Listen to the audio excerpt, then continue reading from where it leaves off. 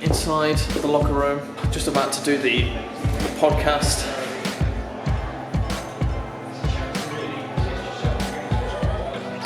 Hey guys, welcome to the first ever podcast for Podium Sports. I'm Oli. I'm Bobby. Awesome, and we are basically the people who started Podium Sports. We have thought about bringing up this podcast. We've planned it for a long time now, actually. But we've actually got around to starting it. We're actually doing it. Today we just want to tell you a bit about us two, our life in sports, what we think about some issues that are kind of related to sports, and what you can expect from these podcasts. So, let's get right into it. So Bobby, your sports history now. Where does it come from? Where does this passion for sports come from? Well, sports and fitness came from, so I started playing golf when I was about 16.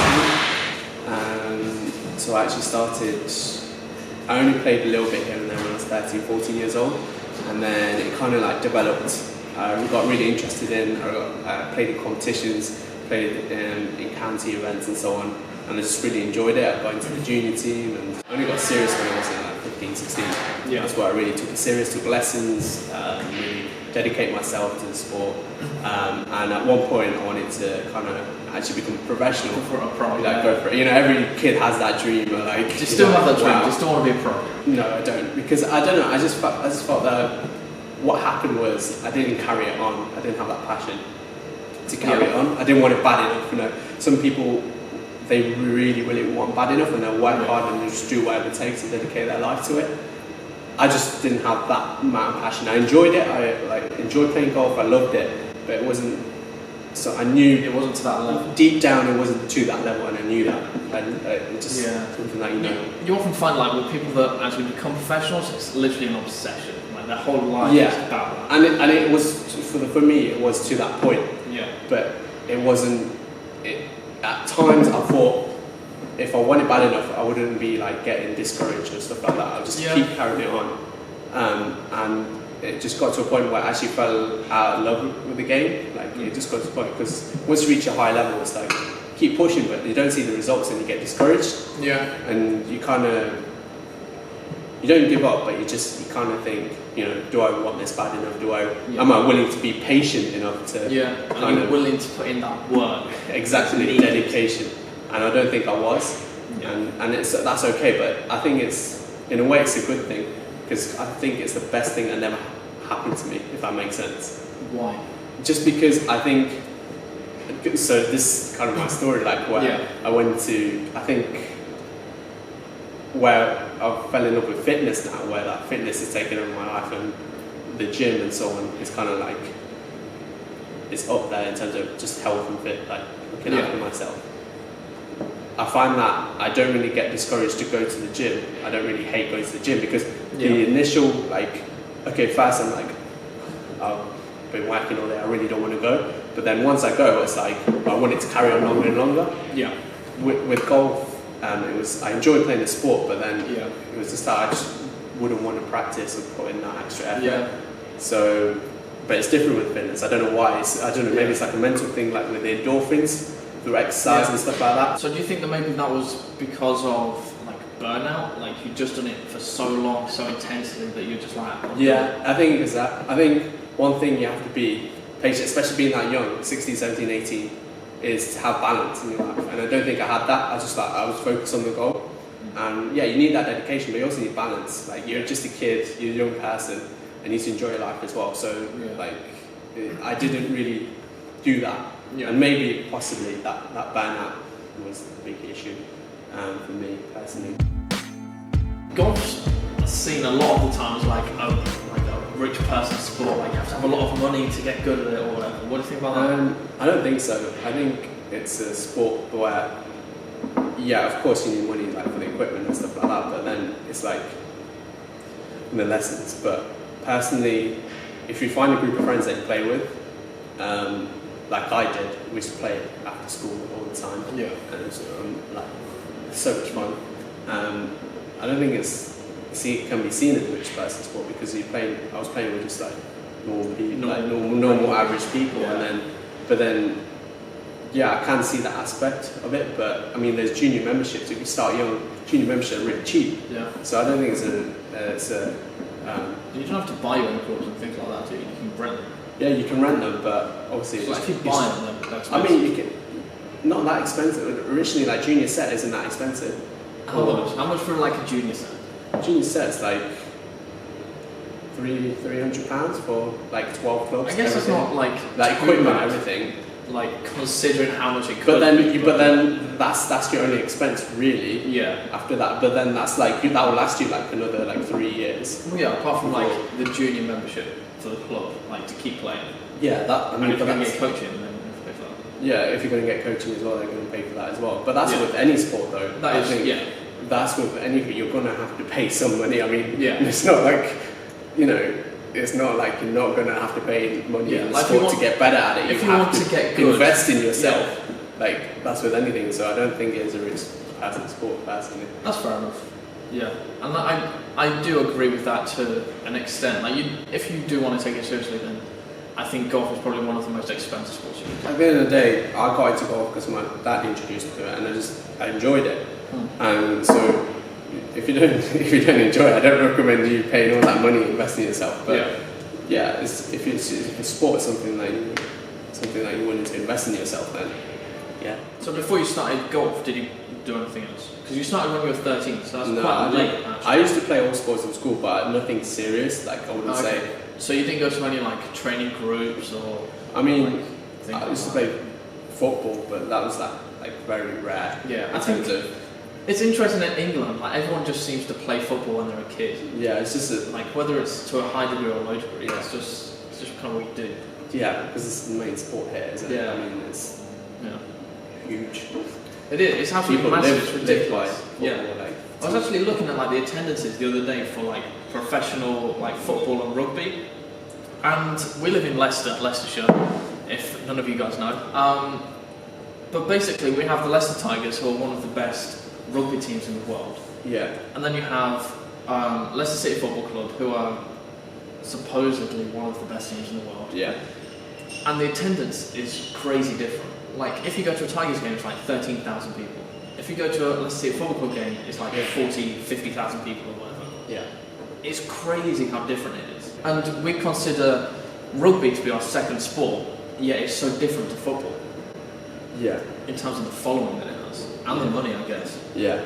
It's huge, like you said. I mean, you just look at that figures and you just know football is a sport. It's a sport. I don't think it's even a sport, it's just a way of life for so many people. Yeah, it is. It's like they live. It's like a religion. Yeah. Football is a religion in the UK, definitely. It really is. Yeah, the biggest religion in the UK. Yeah. If you go to Wales, rugby is probably that's true. That's the most popular sport there, rather than football. Football gets no coverage or little coverage compared to rugby. Rugby's huge in Wales. So I guess that's down to like success as well. Then I guess. Yeah. Because Wales rugby team is a lot more successful than their football team. Yeah. So that would kind of make sense. Yeah, exactly. Yeah.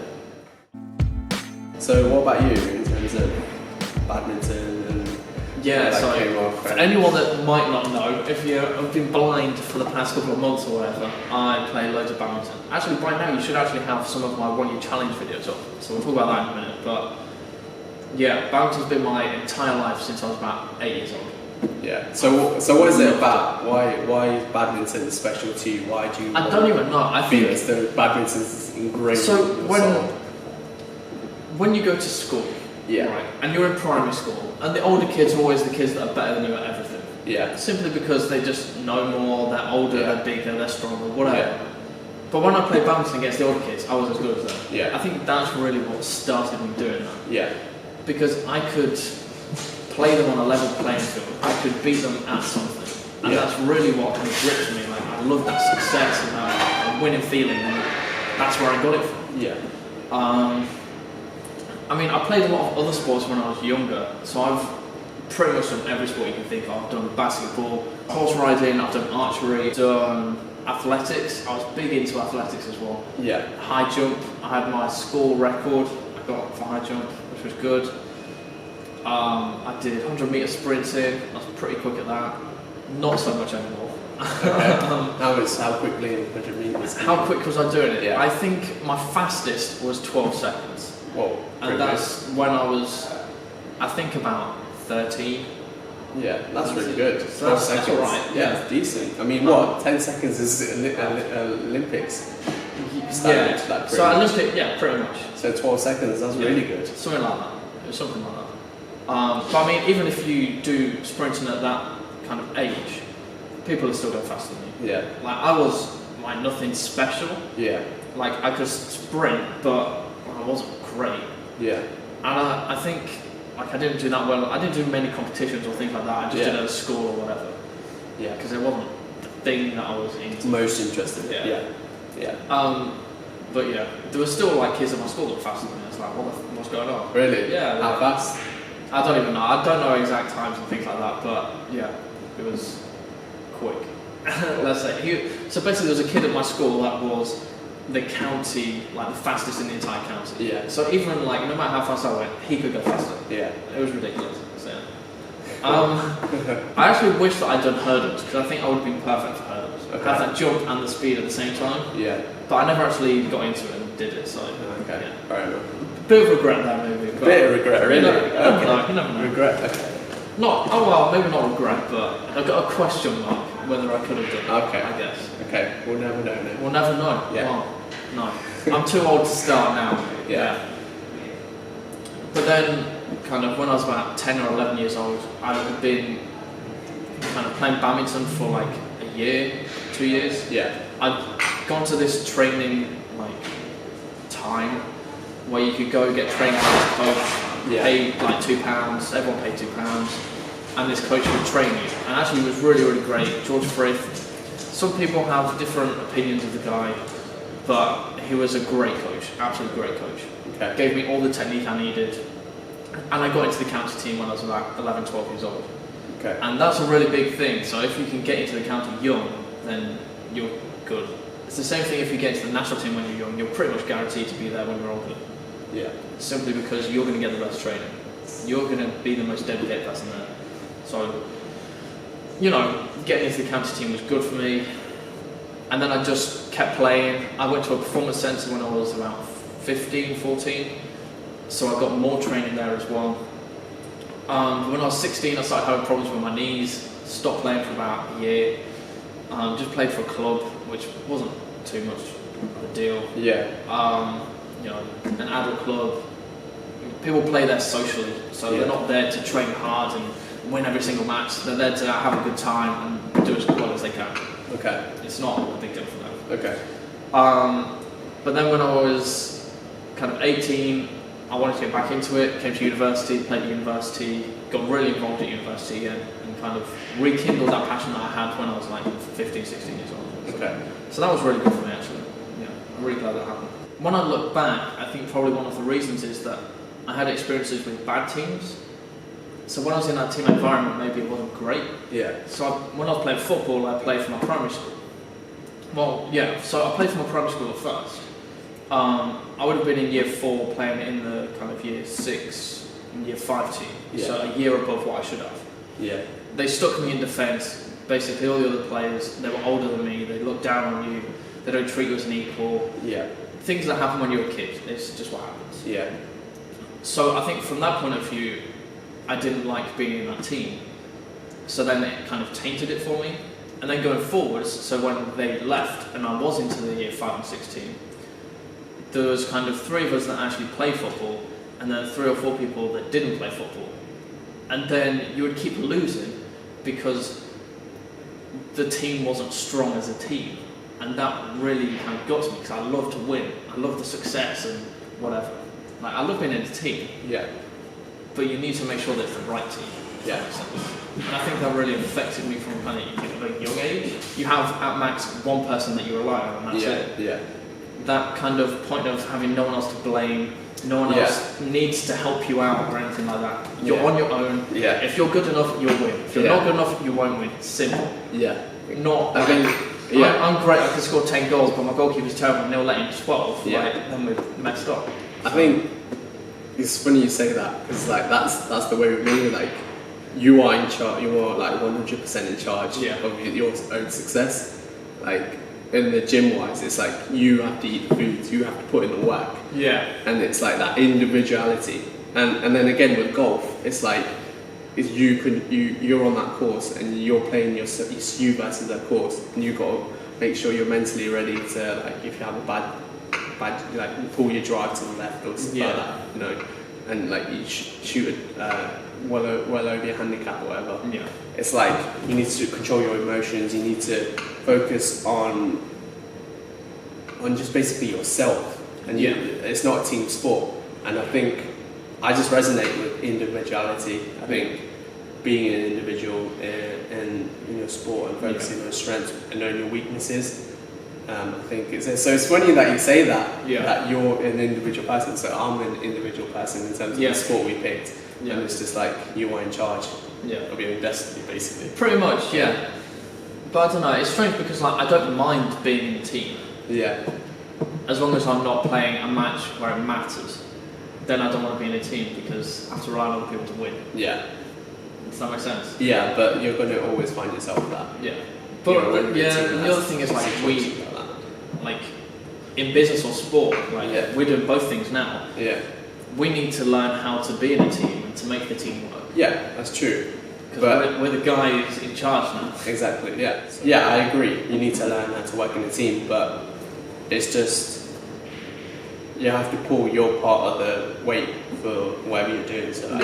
So if you know what you're doing, you do it your best you can, and the other person does the same. So you are relying on the other person, but it's just as long as you focus on what you're doing and then deliver the goods, then you just got to trust the other person's going to do the same. Yeah. It's actually interesting because I did actually I've had a bit of experience in the team environment in badminton. Yeah. So I play for a senior club in Leicestershire. You have a doubles league, and basically you have 3 pairs, and you need to win the majority of your matches to win the match overall. And I was the captain of the team for like 2 or 3 years. Yeah. And we actually got promoted every year. But I think that was because I was very good at analysing what skills people had and how they would work together. Yeah. And then motivating them to go and work well, go and win the match. Yeah. We need you guys to go and win the match, go and fucking win it. Yeah. So how is coaching other people and like getting people to do the technique right in badminton? I actually hate coaching. Okay, right. I actually really hate it. And there's only kind of 1 or 2 reasons. So if I was coaching someone one-on-one, great, perfect. I wouldn't mind coaching someone. Yeah. The problem is when you coach teams of people, and the abilities are different. Yeah. So people learn in different ways. That's just a natural thing. Yeah. But I'm a coach standing in front of a team full of people who all learn in different ways. Yeah. If I show them one way, then 2 or 3 people are going to get it, but then the rest of the team don't understand. Yeah. So I either have to break it down and show it in like 6 different ways. Yeah. So that everyone will understand. Yeah. Some people just don't pay attention. Yeah. So I'll be telling them something, they'll be really fucking important. Like I'm specifically doing it for this person. Yeah. And they don't care. They don't listen. They just go, they think they know what they're doing. They think they're the best. Yeah. So they go over, try and like do the drill that you've just shown them, can't do it because they haven't even paid attention. Yeah. Then you have the players that just think they're better than everyone else. Yeah. I've coached some people who I can beat in a match. Yeah. And then they're like, oh, coach me. I coach them, or like try to coach them, they just don't listen. Yeah. Like they want to like try and get better, but they don't want to listen. Okay. It's really complicated and weird. Yeah. But they just don't listen, and then they wonder why they're not getting better. Yeah. So I think that kind of group environment where I'm teaching to a big group is really frustrating. Yeah. So why didn't you? I suppose because with badminton, it's a group team, a team event, team match. So you kind of have to do that in a group. So you can't individually go to each person and be like. With badminton. Wait, but don't listen. With badminton, the main thing is cost. Okay. So general rates, if you're going to get a coach, is going to be about £20 an hour. That's a really basic rate that I know most coaches charge. Yeah. £20 an hour. Yeah. So if I was there to coach all of the different people in this team, so a team could be made up of like 16 to 20 players. Yeah. for me to do one-on-ones with all those people would cost them well over 400 quid. Yeah. And Okay. that's just unrealistic. Yeah, unrealistic. So the way they do it It's to not economise it is to me teach everyone at once. Yeah. And try and get everyone to do what I'm doing. Yeah. If that makes sense. Yeah. Okay. And then I would walk around and see if there's anything that I need to change in what people are doing. Yeah. Now, obviously, when there's 20 people, that's very difficult to do because I can't watch 20 people at one time. Yeah. So it's complicated. Yeah. I guess with kind of golf and things like that, it'd be more easy. Yeah, it's all individuals. Easier. So, if you had a coach for golf, you wouldn't go with like 4 other people and have a group session. no, unless we did have one in the juniors, but then he would come by and like, have a look at your swing individually and see what you need to do. So that's the same as badminton. We just have like more people. Yeah. Yeah. I think same golf. But then with like the fitness wise and going to the gym, I find that it's like you said, individually it's really easy to show people what to do. Yeah.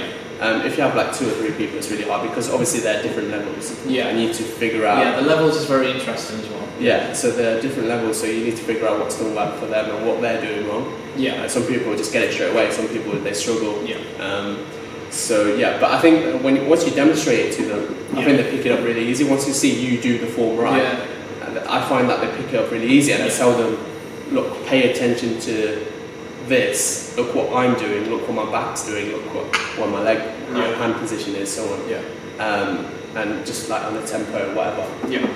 On the exercise, and I find that by saying that, they pick it up really, really quickly. Yeah. So individually, again, it applies to the gym as well. Like showing people's a lot easier. Like people seem to pick up visual things a lot more than kind of acoustic things, like me telling them what to do. Yeah, definitely. Yeah. So that's what I would always say. Like if you're planning to coach people, if you're a young person and coaching is something you want to do, make sure you can do the things you want to coach. You don't have to be the best in them, just kind of know what you do. Yeah. Know your craft. So if you wanted to teach someone plumbing, you need to be good and know how to plumb to teach someone else how to do plumbing. Yeah. It's the same with sports. Like you need to know how to do the things that you're trying to teach people. Yeah, definitely. Visuals are key. Visuals are key. Visuals. Should we talk about that next Bobby? Should we talk about women? No? No. Okay. We're not going to talk about women, guys. Anyway. We're all embarrassed now. Look at that face. Moving on. Yeah. The nervous water drink. So we've done all this throughout university, and then we decided to start Podium Sports. And that kind of came about because we were talking, we knew each other from China, so this is a bit of a strange story. We went to China on this trip with our university, and on that trip, Bobby was on that trip. And so we only actually met each other in China, and then when we came back, we stayed in touch, and we you studied business or economics, and I was studying business, so we kind of had that link there as well. But we were kind of doing our thing. You were doing your masters. You started doing that, didn't you? Doing masters, just graduated. You crazy kid. Why would you do a masters? To be fair, if I did do the masters, I don't think we would have even started this thing. That's true. So yeah. It's why good do that you masters? did. Yeah, it's good that you did. Exactly. I would have. Not completely different to what I'm doing now. So True. So then basically, Bobby had you'd started this masters. Your final project was an entrepreneurial project. And I met you in the library. I think we bumped into each other. Or I messaged you. No, we bumped into each other. No, we went on a night out and we got very drunk. And we just started talking, just random stuff, And and one of the things we were discussing is set up a business, something, and like trying to create something that people can enjoy and use and actually provide value. And then I think after exams, my last exam was end of May of my masters, and literally the day after we got a text saying still up for talking about business and setting up something, and then I think I met at your flat, Yeah. your house, Yeah. and which was actually a tip, by the way, just saying. It was a tip. It's a student house. You know, there's no better way to have it. And then we just started in the library. We started brainstorming, Yeah. using the famous whiteboards. I think because I was in kind of sports quite heavily at university my last year, Yeah. I had kind of seen that it was very neglected in the market, and there was kind of opportunity there to do something, but kind of didn't know exactly what. And I thought of like all of these like uni days or whatever, and you always saw them, but actually there was nothing for sports on there. They did like protein every now and again, or they put up Adidas one But time. there's nothing. It's not the same as actually providing sports equipment for sports people. Yeah. It's not the same thing. Yeah. So I kind of thought, well, we could do something around that, and then kind of talk to you about it, and started on the road to Podium. Exactly. Yeah. Yeah. And then we just decided, we just whacked at it, didn't we? Through the summer, we just whacked networking and just building the app. Yeah. The app was interesting, building that. It was. Yeah. Still is interesting. Still is interesting. Yeah. I have a lot to learn still. You never stop learning. Oh yeah, you always got to keep going. And then creating that app, and then just promoting, and then we won the Crucible project and stuff like that. Yeah, we got on the Crucible project. So just that's where we are at the moment. Yeah, I think at the minute it's kind of slowly going up. The slope's slowly going up. Yeah, I mean we're developing. Yeah. I can't wait for it to just start going up. Just vertical. Yeah, I mean I know it's going to happen at some point. Patience. Just when. Just got to be patient. Yeah. It's like with anything, patient. Like just keep going. So those of you that don't know, actually, the Podium Sports app is the other thing we do. It's an application at the minute for students, and you can go on there if you're a student. Just use your student email to log on, create an account, and you can find discounts on services, products. You can find blogs, you can find events, and it's basically we're trying to help those students that want to get more out of themselves and more out of their university life and their sport that they're playing to get more out of it.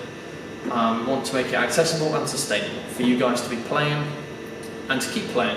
You know, not just after university, just for your whole life. It's generally recognised that if you do something when you're young, you're much more likely to keep doing it kind of as you grow up. So we would like to see a lot more people doing sports, and those that want to actually take it more seriously and show them that there is a way forwards and there's a way to get better, and you can have loads more experiences than you get at the minute. So that's what we're doing now, and that's what we're developing along with our podcasts here. Yeah. Definitely. And so it's free to download now. Yeah. So you can go ahead and do that. We'll put a link in the comment section below. Make sure you press it. So as we've already said, we're kind of focusing on students, and kind of what we know most recently is kind of university students, isn't it? So what's your opinion on university sports at the minute in the UK? I think it's good. I think it's like the structure's good, the training's good. People are sport orientated in this country. I would say so, especially when they get to university.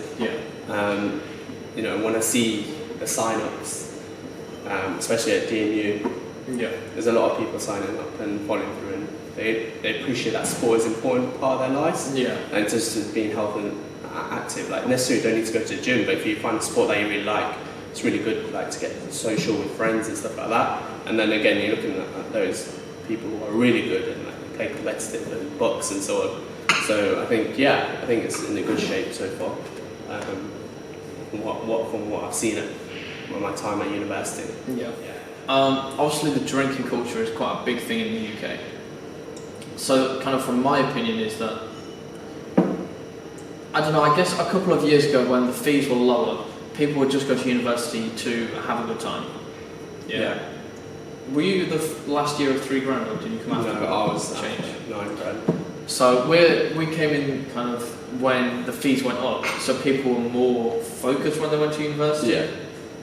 I think before then, everyone was coming to university to just have a good time, have a student lifestyle, maybe learn something, get a bit of paper that says they know something. and then go get a job. That paper's a lot of work. That paper costs a lot a of good money. like 50 grand. Yeah. Right? So, yeah. The question is, will I earn you 50 grand more than I would have before? That's the real question, isn't it, guys? Anyway, we're not about politics here. We're about sport. But I think kind of the drinking culture hasn't changed yet. I've seen it start to change. There's more people that aren't drinking or drinking less, which is a really good thing, actually, I think, especially young people, because you don't, when you're young, if you drink a ton of alcohol, you are just messing up your body for later on. Yeah, that's true. I agree. I've seen like definitely a cutback. People are more health conscious, and like massively, this has happened. Like there's been like a revolution in terms of like people just getting more and more into eating healthy and fitness, and it's like a new industry just grown over the years. So that's a good thing to see. I really like to see, especially like being like into health and fitness. Like if you can develop good habits now.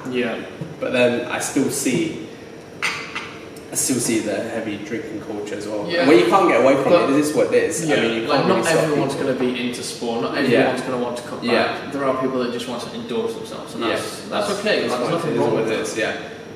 This isn't for everyone. Yeah, definitely. Can't always please everyone. Yeah, exactly. So yeah. I think it's a good thing to see. Yeah. I don't think it's a bad thing to see that people moving towards that trend. And we can like help support that. And try and promote that. That's what we're trying to do. Promote that active lifestyle, healthy lifestyle. Yes, enjoy yourself once in a while. That's fine. Like go out, have fun with your friends, be balanced. But if we could promote the healthy lifestyle, that's key. Yeah, I agree. The one thing I would say though is that kind of the difference between American university sports and English university sports is drastic. And we need to do something to kind of address that. Maybe not us specifically, but the industry. Because in America you'll have pretty much professional teams playing. Because if you go to American football or to basketball, the people on those teams for their university are getting paid money to play for them. Whereas if you come here, they're paying money to the university to play the sport. So there needs to be something done to change that around, commercial viability of the actual sports at university in the UK. But I think that's again, I think it's to do with business there. And in America it's big business, where over here it's not necessarily that big of a business. Because universities are government sponsored, they're charities essentially. So with colleges in the US, they're not like, I don't know this personally, but I don't think they're charities. I think they're businesses. Universities? No, but that's so their aim is to make money. So universities in the UK are technically charities. But they make money off students. And from grants from wherever. So that's why they make most of their money. It's the same in kind of sports, kind of universities and colleges over in America. They still make all their money through students paying money. Yes, the rates are a lot higher than they are here. Yes, they pay extra things. Yes, scholarships are a bigger thing over there. Because I don't know many people that actually got scholarships to go to university. Whereas if you go to America, loads of people get scholarships. So that's an interesting kind of how things work there as well. But as well, I think they're more commercially minded. Whereas here we're like, we seem to be a bit afraid to make money, a bit afraid to say, we've made a load of profit, we've made loads of money from this. I don't know, it just seems strange to have that difference. With America, like they actually show the college matches on TV, like it's like a huge thing. NFL basketball. Well, it's not NFL, but it's like college matches. They show that on TV because the standard is that good. Whereas here we don't really see that. Only the best of the best, like at like the top universities, like sport for like University of Birmingham and all of those universities. The top athletes, you don't really see them on TV unless they're at international events and so on. That's true. So I think again that's the money aspect as well. I mean, they're able to think how many sponsors, how huge TV is in terms of sponsorship Yeah, money and stuff like that. that's true. So again, that's another thing. So I suppose that's where the sponsorship money comes from. Yeah. And if they get really good athletes and it's entertaining for people to watch, then it's true. yeah, that's why I suppose like they push that more than say the UK. Yeah, that's very true. Yeah. So talking about like the commercial viabilities of sport and stuff, we're actually both quite into football. We both follow teams. I support Newcastle United, best team in the world. Who do you support? I support Arsenal. Arsenal. Best team in the world. How are they the best team in the world? Best team in the world. Mate, your team's terrible. Yeah, okay. well, yeah. Okay. You got Mike Ashley. Maybe I'm exaggerating about Newcastle, but like, come on, Mike Arsenal are Ashley. not the best in the world. Come on, Mike Ashley, 2 words. Come on. Yeah, Mike Ashley's terrible. So this year in the Premier League's been a weird one, hasn't it? Because Man City have just dominated the whole thing. Yeah. And actually, I find this really interesting because we've always said that our league is the most competitive league in the world, the Premiership. But then you have these managers that come in from teams that have been in other leagues and they just absolutely kill our league. Wow. I mean, it helps when you've got like a team like Man City where they can buy any team on the, like literally the best players on the planet. That helps a lot. Yeah, so can Man United, so can but theoretically Arsenal, but they're just not going to do it. Yeah. Chelsea, they definitely can. Yeah. Yeah. Yeah. I suppose I agree with that, but I think we do think of ourselves a bit more highly than we should. Like, we think we're better than we should think we are. In terms of a Premier League and the English Premier League. We kind of protect it like it's ours. But really it's not ours. Like, how many English players are in it? Not many.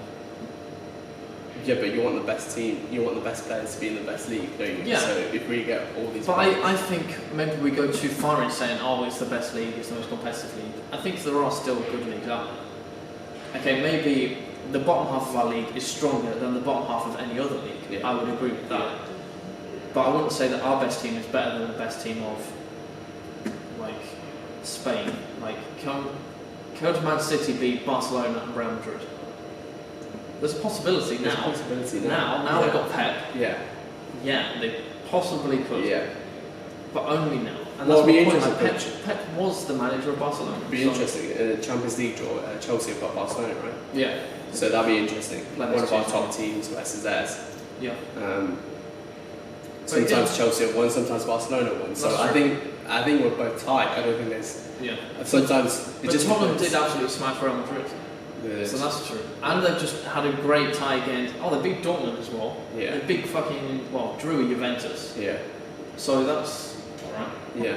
I mean, exactly. I mean, they're competing. Yeah. English teams are I competing think, with yeah. them I guess we've just not done very well in the Champions League in the last few seasons. years, and Yeah. that's why I was getting 10 that. But we used to dominate. We used to dominate Champions How League. far It used do to you have be to go back to Chelsea, say that? Liverpool, Arsenal. How far? No, but that was before it was at the Champions League, wasn't it? It was the UEFA Cup or something before. No. No, but like, because only Man United, Liverpool, and Chelsea have actually won the Champions League. Yeah. So before that, it was the UEFA League or whatever.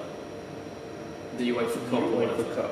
No. No, I'm I sure was it talking about Sure it when was. you know. Like Newcastle were in it before we went terrible. Yeah, that was the UEFA Cup. Yeah. Yeah. But that was ages ago. That wasn't too long ago because I remember watching that. That wasn't really ages ago.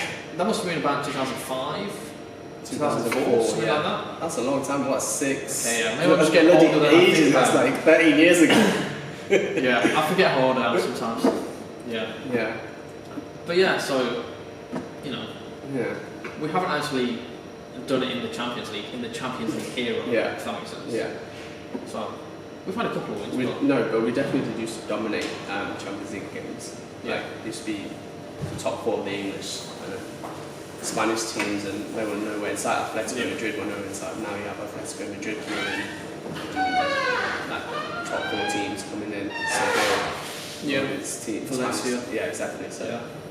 it's good to Sure. see, but I think I definitely think English Premier League It's competitive. is competitive. What I would actually like to see is if someone made up a competition, so at the end of the season, our 20 teams would play the 20 teams of the Spanish league and see which would win in terms of the league. Yeah. Does that make sense? Yeah. No, So like our first place would play their first place, and then 6th, 6th, 4th, 4th, 5th, 5th, And then whatever. whoever And then wins. Sika wins the most matches. Yeah. I think that'd be really interesting. It would be interesting, but I'd watch that. I would watch that as well, but I don't think that's gonna happen. Maybe friendlies. The money you can make. The money, yeah. If it, as like an end of season tournament or whatever. Yeah. Definitely. But I think with the teams playing each other, like you said, our bottom half is much stronger than the other leagues' bottom halves. I mean, people like teams like Stoke will smash teams in the Spanish league bottom half, like when they play each other in the Europa League and stuff like that. So true. Yeah, I think that's why I think that's where we are stronger than others. Yeah, definitely. Yeah. And I think Pep did say that fairly recently, that like in other, like when he was in the German league, teams would roll over, so they'd score one goal against a team, and then they'd just be like, oh, it's Bayern, they're going to beat us anyway. Right, let's give up. Yeah. But in the Premier League, no one gives up. Everyone just keeps going. Everyone keeps going. Yeah, because 1-0 lead is like nothing. It's nothing. Yeah. Nothing. And there's no team that goes on the pitch saying, "Oh, we're definitely going to lose this." There's always a chance. Oh yeah. And sure. I think that's an English mentality thing as well. Because we love underdogs. Yeah, like the guy that fights back. Yeah, we love definitely. And it's just like the fans. If the fans just start getting behind the team as well, and they're at home, 1-0 lead away from home, it can easily become 2-1 in the next 10 minutes. It's like that. You can switch like that. Yeah. And then you can see all the stars in the team. They feel pressured. Yeah. Once the crowd is behind them, and they feel the pressure. Like you don't get that in other leagues. I don't think you get that in other leagues. That's true. So yeah, it's interesting how that works in the English league. So we're both into loads of different sports, but obviously we've got our strengths and weaknesses. Obviously my strength is badminton, that's the thing that I love. So I've actually decided to a 1-year challenge in badminton to see how much better I can get for a whole year. And that's basically changing my diet, changing my workout routines, doing lots of technical development, looking at video analysis, loads of different stuff.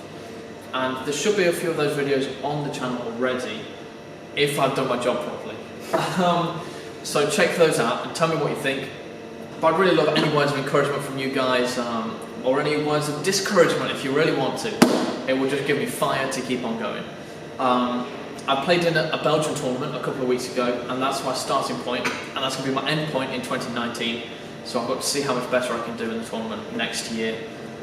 I've done some benchmarking things as well, so just individual routines and drills and things about accuracy, consistency. So see how much better I can get in them. And yeah, I mean, hopefully you can help me with a few things in the gym. Of course. Yeah. Anything to do gym, fitness related, I'm more than happy to. It's gym not over here. So yeah, I'm going to be doing all those things. Hopefully I can make some videos for you guys as well. And if you want to go look at more of the videos, then they'll be on Inspire Badminton. The link will be below. That's where I put a lot of badminton content, but I'll keep the vlogs on this channel as well. So yeah, you can keep up to date with what I'm doing. Yeah. Sounds good, yeah. Now we've got to think of a challenge for Bobby. I think you've got an idea, haven't you? I've got an idea. So recently I've been bulking on my bulking phase, so trying to put on lean muscle on. And my strength has been increasing, but I think I can increase it even more. Yeah. So I was thinking of doing a strength challenge. Yeah. So focusing on the compound exercise, bench press, deadlift, squats, those kind of exercises, to try and increase my strength. Like a world's strongest man kind of thing. Have you seen World's Strongest Man? Yeah, I have. Yeah. It's really impressive. The things they like, the kind of things they do, is like squats and like carrying a car across. Like stones and stuff like that, and like that's what deadlifting. Not really like that, but like not to that level. No, I don't think I could do that naturally anyway. Yeah, you're not big enough. You need to be quite tall and tall big. and like just need to eat loads of food. Loads of food. Yeah. So yeah, strength challenge just for the compound exercises, benchmark where I am, and then I don't know, 3 months down the line, see my progress. Yeah. But it has increased. Do some vlogs for that. Yeah, I can do vlogs. Yeah. Weekly Follow vlogs. me on the Instagram channel. Yeah. Link in the description or link. So it's a link somewhere here. If you guys actually think that Bobby should do that strength challenge and you'd be interested in watching that, then put it in the comments below. Hashtag strength challenge. Strength challenge. But if you want to see him do something else, like it could be golf related, maybe go back to golf. Yeah. Could do a long drive challenge. Long drive challenge. I've lost flexibility, but or maybe a par challenge. Because obviously it used to be good, so how much have you lost? That's the question. Yeah, that could be interesting. Like, I haven't played for a long time, so it would be interesting to see what I would shoot like around 18 holes. So yeah. So maybe a golf challenge for him, or just a different kind of fitness. Maybe a CrossFit challenge. Actually, I think that'd be good for you because you don't like cardio. I don't want to lose all my gains. If I do CrossFit, I'm going to lose all my gains. No, you're not. You see, no guys, that's shredded, man. But yeah, if you guys have an idea for Bobby to do for a challenge, please let us know and we'll make him do it. Okay. We're looking forward to talk to all of you guys in the comments below. Thank you very much for watching, and this has been the first podcast for the Podium Sports Innovations. The next one is going to be a great one. Any dodgeball fans out there, watch. It's going to be great. Have a world champion coming on the show. So tune in for that. Turn on the notifications, and you'll get notified when we upload. We'll also put it all over our social media as well. You know the drill. So thank you very much, guys, for watching, and we'll see you next time. See you later, guys.